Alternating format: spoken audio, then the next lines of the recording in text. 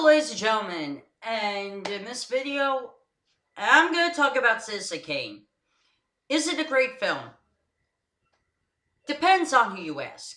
See, there's two types of film goers and movie watchers. You have the film goers and movie watchers that the camp I'm in, that's the complex and deep movie viewer.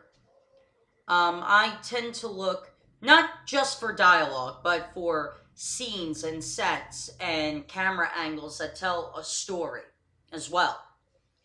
And then you have the dialogue, strictly dialogue alone, film viewers. And they only like dialogue to tell a story. Yeah, they like some scenery, some camera angles, some set designs, but the dialogue tells the story for them. Now, if you look at these two groups of people who are not going to like Citizen Kane, the dialogue people, because the dialogue in it isn't really, scandalous or anything that hooks people to watch the film. Who's going to enjoy Citizen Kane? People like me who are the complex film viewer, who like to delve into the camera angles and the set designs and what they mean when they're telling the story. Now, is it a great film? Oh yeah, it's one of Orson Welles' masterpieces and one of the best films of the 20th century. Well, that's subjective, depending on who you ask. I like Gone with the Wind. Is it the best film of the 20th century? It's up there, but it's not the best. Casablanca, it's a great film. It's up there, but it's not the best. In my opinion, the best film of the 20th century altogether was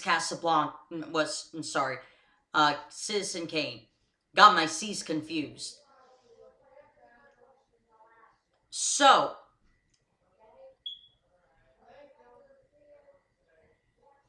now, let's delve more into Citizen Kane and what makes it so great. Number one, Orson Welles' storytelling ability through set design. Now, the Citizen Kane is a lengthy film. I will give its critics that. It is very lengthy. It's way over 2 hours. I think it's almost like 3.5 hours long. It's a lengthy film. It's based on a radio broadcast, by the way, that I found out watching the RKO story on YouTube. Anyway, so Orson Welles is well known for his set designs in his films. He's well known for that. Now, what do the set designs of Citizen Kane tell about the story? A lot. I will give some away because they're very well known common scenes that are shown in AFI's 100 Years, 100 Movies and on YouTube. You see a lot of people that praise Citizen Kane, like Nostalgia Critic, Jeremy Johns, and Chris Stuckman. They all praise Citizen Kane. Not criticize, praise Citizen Kane. I'm sorry I work today. My words are all jumbled. They all praise Citizen Kane for being one of the best films of the 20th century.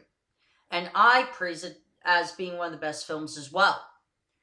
Now, the scenes that tell a lot in the story are the scenes with the dining room table between Citizen Kane and his wife. Now, when they're newlyweds, everything is fresh and new, the table's small. But as their marriage dissipates and they become distant from each other emotionally, the table gets bigger. That tells a lot in the story. A lot of people say, yeah, what's up with the changing of the tables? Well, that's it. There's no dialogue. Image says everything. And another thing with set design that Orson Welles does really well in the film is there's a scene where Citizen Kane, Orson Welles' character, as an old man, walks in a room full of mirrors and he sees his reflection all over the place. What does that say about Citizen Kane himself? He doesn't know who he is anymore.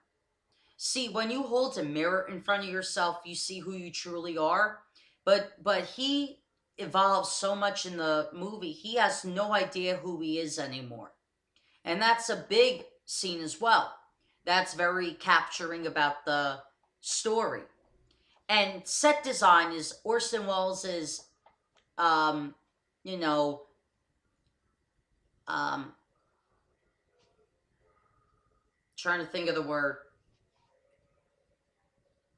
Um, anyway, um, his forte. That's it. Set design is Orson Welles' forte. Now, directorial shots. Now, this says a lot about Citizen Kane as well. That tells the story. Now, let's go back to the two same scenes that I just went over with the table scene and the mirror scene. Now, you see that, when they're eating dinner, the camera is close to the table, but as the table gets bigger, the camera goes back further as well. Camera angles, that tells a lot about the scene as well.